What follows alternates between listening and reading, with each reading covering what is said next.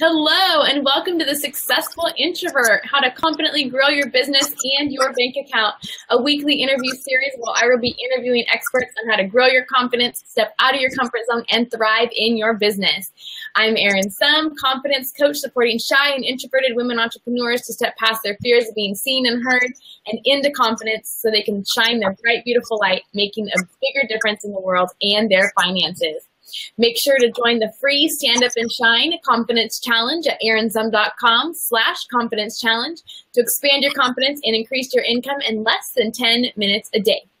I am so thrilled to have Jennifer Alvarez today with us talking about conquering your money anxiety to live richly and confidently. Hi, Jennifer. So great to have you. Hi, Erin. Thank you so much for having me. You're welcome. So everyone, Jennifer Alvarez serves and supports holistic business owners, conscious entrepreneurs, healers, coaches, and corporate employees to achieve financial freedom they desire and deserve. With over 12 years as a financial industry veteran and lightworker, Jennifer brings a unique balance of practical and spiritual experience to provide her clients with a holistic approach to financial freedom. Jennifer is the co-author of The Missing Piece in Gratitude and Abundance, an international best-selling book, and a hands-on healer and lightworker. Jennifer is also a member of the Personal Finance Speakers Association. How exciting! I can't wait to hear what you have to say today, Jennifer. Thank you. I'm excited to be here. Yeah. So tell me a little bit about your business. So my business, I'm also known as the money healer. So I take a holistic approach when it comes to helping people with their money issues. And I like to talk about the spiritual and the practical aspects because I don't think you can sort of have one without the other, especially when it comes to money. Yes. Great. And so tell us a little bit about how you incorporate those spiritual aspects around money. Typically, I work with people to get their blocks. I can intuitively tap in and tell what is blocking with them, and I'll kind of lead them down the rabbit hole for themselves, asking them a series of questions. And we sort of look at how they were raised and what sort of things that they were taught and how we can let those things go. And I do energy work as well. So I do Reiki. And I always tell people, if you've ever seen The Karate Kid, it's like when Mr. Miyagi heals Daniel-san's leg. That's like the closest thing that I can compare it to. But it's great because it's becoming more mainstream. Like Kaiser now has talks and workshops that they do about Reiki and how it helps to heal their patients quicker. And I use it for helping people with their money issues. Nice. I love that. Yeah. Kind of bridging that gap between, the spiritual and the physical. That's awesome. Yes. So Jennifer, I know you said you're an extroverted introvert too, and you used to not like to do videos. Can you tell us a little bit about how you gained confidence in yourself and in your business so that you could put yourself out there a little bit more? I actually got challenged. I have a friend of mine, and she's really amazing, and we are business best friends. So we help and we support each other, and we share all these different things that we're working on, and we talk about our frustrations. And she has this Facebook group, and she was doing a challenge, and she basically called everybody out. And she's like, you have to be active in the group. Like, you need to go live. And so just seeing her confidence and seeing her do it and go out there, it really helped me sort of step out of my shell. Because it's funny, as I was telling you, I am an introvert with extrovert tendencies. So some people that know me to be this very extroverted person. But others that know me know that I'm actually not. I'm pretty shy, and I just kind of have to force myself to come out of my shell. Yeah. And thankfully, having a passion for what I'm doing and knowing that the only way to help other people is by being visible. And that's what has helped me get out there and do live videos and do interviews. Yeah, I mean, we definitely have to be visible, and that can be really challenging for us introverts. And getting out there, and some people say to me, well, you're so good at video, I could never do that. I go, well, you watch my videos from 2, 3, 4 years ago, and I was not anything like I am now. You have to get out there and practice and actually do it. It doesn't necessarily come naturally. Yes, exactly. And actually what I did was I opened up a Facebook group, a private one. And so I was going live in there, And then when the audio came out, then I would do live audios if I felt like, you know, I didn't have my makeup or my face on or whatever. Yeah. Just felt more comfortable like that. But I've even gotten into a space last night. I did a video and my daughter was brushing my hair. I didn't have any makeup on, but I just got into that level of confidence. But I had to start out in that private group. I've yet to go live on my personal Facebook page, but I'm on my business pages and my groups and other groups too. And that's helped me get the confidence. Nice. Yeah, that's a great way to do it, to start off, because, you know, there might not be as many people in the group, or there might not be as many people seeing it on the page versus your profile. Right. So you don't have to feel as anxious, I guess, about it, you know? Yes. There's so many people watching or whatever. Right, yeah. Yeah. Nice.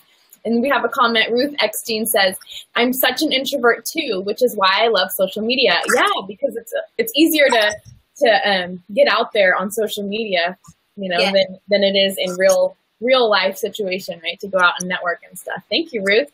And if anyone else watching has any questions or comments, please go ahead and share those in the comments, and we will get to them as we go through today too. So, Jennifer, tell us how you help people recognize their financial patterns and bad habits that are holding them back from achieving their financial goals. This can be a really tricky one. Yeah, a lot of times people that come to me, I really just sort of ask them what's going on in their life, or what are the patterns that they've seen. You know, sometimes people will say that one minute they're doing great and they have all this money, and the next minute they're not, or maybe they're living check to check, or, you know, they've had to claim bankruptcy, and anytime they get money, they spend all of their money, or they just, you know, sometimes it's even just a matter of, well, I get these late draft charges in my bank account, and, you know, I'm not paying my bills on time, so my credit is suffering. So really it's just asking them the story, and then we kind of put those pieces together and say, okay, well, based on these things, do you see a pattern? And then they go, yeah, now I see the pattern of what is going on. And then we get to the root cause of what that is. I find that most people, the root cause when it comes to their money issues is self-worth. For some reason, they're not feeling worthy or deserving of the success. So I would say about 7 times out of 10, that's what the root cause is. Yes. Yeah. Yeah, I think that comes into play in a lot of areas too. You know, I mean, it all trickles back into, you know, whether you feel deserving of having success, whether you think that you're good enough, you know, all that stuff, that mind chatter that comes in, you know, when we're trying to be out there and create a successful business, and then it all comes back to the money stuff too. And money is really tricky. Yes. There's so many different emotions around money, and really it's just a neutral resource. It's like I tell people, you have water, and you could either drink the water or you could drown somebody with the water. The water's not evil. The water's not bad. The water's just water. Money's the same way. It's just money. And so it depends on what you want to do with the money. It's not a bad thing. It's not a good thing. It just is something in our society that we need a lot of times to be able to live a fulfilling lifestyle and to be able to do the things that we want to do for ourselves and for our families. Yeah. Yeah. It's a tool. It's a resource, right? Exactly. Yeah. Nice. So tell us a little bit about some, and you know, you have some tips for us today on how to cope with the stress that accompanies financial hardship. Yes. So I used to suffer from anxiety. I was actually triggered when I had my daughter, and I didn't realize that that trigger came from an incident of when I was a child, that I had been carrying that energy for a long time, but it wasn't until my daughter was born that it was triggered inside of me. So my daughter's almost 8, and just within this past month and a half was I able to finally conquer the anxiety. So I've been living with this for almost 8 years, and it was something that was getting to affect me on a daily basis, where it was all day, every day, I was basically having to talk myself out of an anxiety attack. So some of the things that I did when I was going through that was I was doing meditation, and I found this amazing meditation that I love. The man's name is Herman Siu, S-I-U. It's a guided meditation, but it was just something that was very comforting to me. So you could find a meditation that is comforting to you. And I had different crystals that I used because they just, when I picked them up, they felt really calming. They had calming properties to them. Yeah. And I also would do yoga. I love yoga. And so it really helped to put me in that state of relaxation and ease, and doing affirmations and journaling. And so something that I was constantly having to work on. And then I also got a healings as well from other people. And within this past month and a half, I finally have reached that state of peace of mind, and it's not there. Nice. Yeah. That's awesome. Can you tell me what that meditation was again? Who is it? It's Herman, and his last name is Sue, S-I-U. S-I-U. Yes. Yeah, and I just happened to find it on YouTube, and I tell you, it was a lifesaver. I would also do baths, and I would soak in Epsom salt. Epsom salt is like really grounding. You could go outside, get some sunshine, put your feet in the sand or in the grass. All of those things are very calming. So it was a matter of doing different things that worked for me and what made me feel good in that moment and what was calming me down, until I could sort of peel back all of the layers to get to the root of the issue. Yeah. Yeah. Great. Those are some good tips. Any other tips to cope with the stress and the anxiety around money? Some of the things that I would say is really doing affirmations and talking about what you want versus what you don't want. So oftentimes I notice that when I sit down with people, the very first thing is they're telling me everything that they don't want. And I've said, what is it that you want? And they say, well, I don't want to be stressed out, and I don't want this. And I said, okay, but I need to know, what is it that you want? And so really sort of looking at how you're talking to yourself, because the words that we speak are very powerful, and we are creating our reality every time we speak our words. So affirmations are very powerful, and you can write those down in a journal. You can write them on your bathroom wall. I mean, these are things you can even do to use for confidence, right, in yourself, to get that confidence to step out of your shell. Yeah. And also, a lot of it is going to always come back to your mind, and really having to retrain your mind. And so that might be something that you have to work on for years. But I tell you, every day that you do it and that you practice it, it gets easier and easier. But if you think that it's going to be a change that's going to happen overnight, and that's setting up an unrealistic expectation for yourself. And a lot of people will stop because it's like, this isn't working for me. Yeah. Yeah. Yeah. A lot of people think that the positive thinking and the mindset and all that stuff doesn't work because they're not actually using it, in a way that actually works, or they're focusing on what they don't want versus what they do want. Yes. Instead of being stressed about money, what you want is freedom, or, Exactly. Yeah. Yeah. So focusing on what you do want is really important. Yes. And vision boards. I have a vision board. My daughter has a vision board. We look at those things daily, and it's like, it's right in a space that where I wake up, it's the first thing that I see in the morning, and I'll just kind of look at all of those things. And sometimes I create vision boards every year. I create a new one. And sometimes I'll put some of my old ones away. And it's so funny that things will come true off of that. When I look back at them like a year or two later, I just think, oh my gosh, all of this stuff happened. And so that is an amazing tool, a visual tool. You could also do that on Pinterest, where you can create a vision board for yourself if that's something that you use.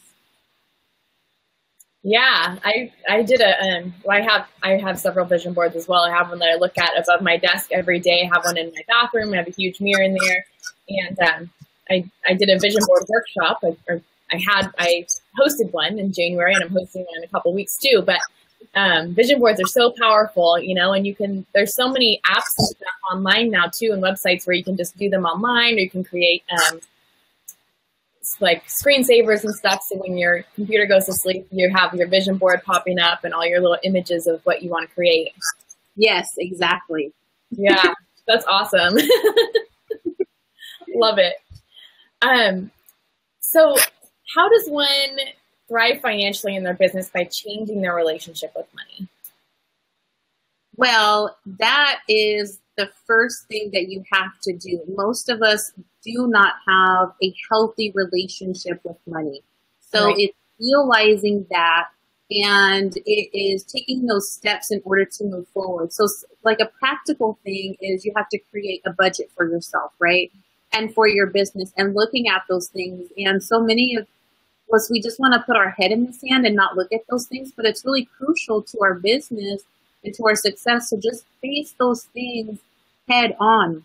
Yeah. And if you're having a struggle doing that, then I would highly suggest meditation and journaling to get past those blocks that are preventing you from really even being able to look at those things and being honest. Like, it's okay that you are in a space right now where you don't want to look at it, right? It's like they say the first step is admitting that you have a problem. So just admitting that, looking at that, and then saying, okay, I'm going to do what I need to do in order to move past this.